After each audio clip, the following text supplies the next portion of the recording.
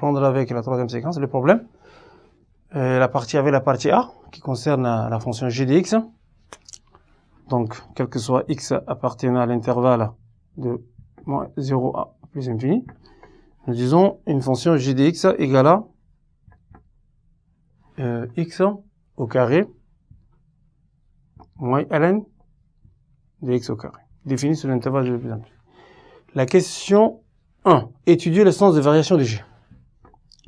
Alors, sens de variation, savoir est-ce que la fonction est croissante ou décroissante. Pour cela, on va dériver la fonction, étudier le signe de la dérivée et savoir si elle est croissante ou décroissante. Alors, g' de x égale x carré moins ln de x carré prime. Alors, dérivée de x au carré, ça fait 2x. Dérivée de ln de x au carré, ça fait, si vous voulez, x au carré prime, c'est x au carré. C'est u prime sur u. Donc, ça nous fait 2x moins 2x, c'est x au carré.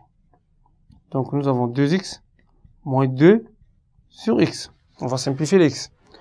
Et réduire le même dénominateur. Donc, on aura 2 en facteur de x carré moins 1, le tout sur x.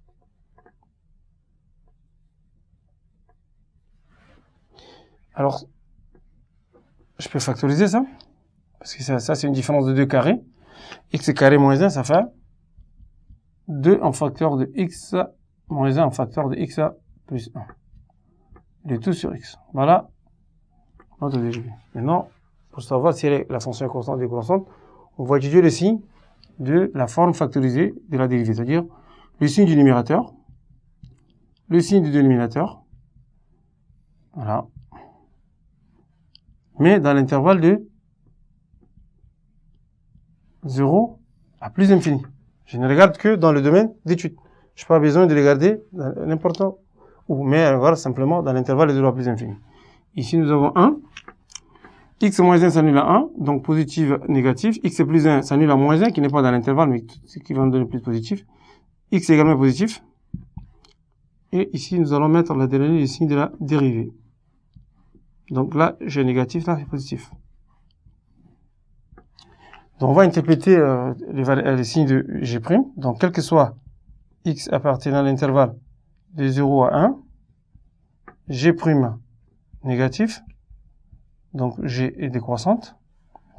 Quel que soit x appartenant à l'intervalle de 1 à plus infini, g' de x est supérieur à 0, donc g est croissante. Donc là, nous sommes déjà arrivés à répondre à la question quant aux variation de la fonction g. Ensuite, la question qui va venir après, c'est déduire le signe de g. Déduire le signe de g. Donc, pour déduire le signe de g, on a besoin de tableau de variation de g. Donc, pour ça, il nous faut la limite en 0 et la limite à l'infini. Donc, limite x tend vers 0 de g de x égale à limite x tend vers 0 de moins ln de x au carré.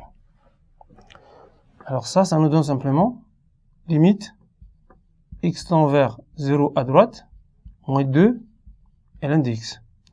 Or, nous savons par référence que la limite x tend vers 0 de ln, ça fait moins l'infini. Avec ce moins là, ça ferait plus l'infini. Donc, limite x tend vers 0 à droite de g de x égale à plus infini. On va passer maintenant à la limite en plus infini. X tend vers plus infini de g de x égale à la limite. Ici, on va utiliser la croissance comparée. Alors, à l'infini, x carré croît plus vite que ln. Donc, on va négliger moins ln de x carré au détriment de x carré. Donc, x carré va tendre vers plus l'infini. Tableau de variation de g. Nous avons déjà les variations de g.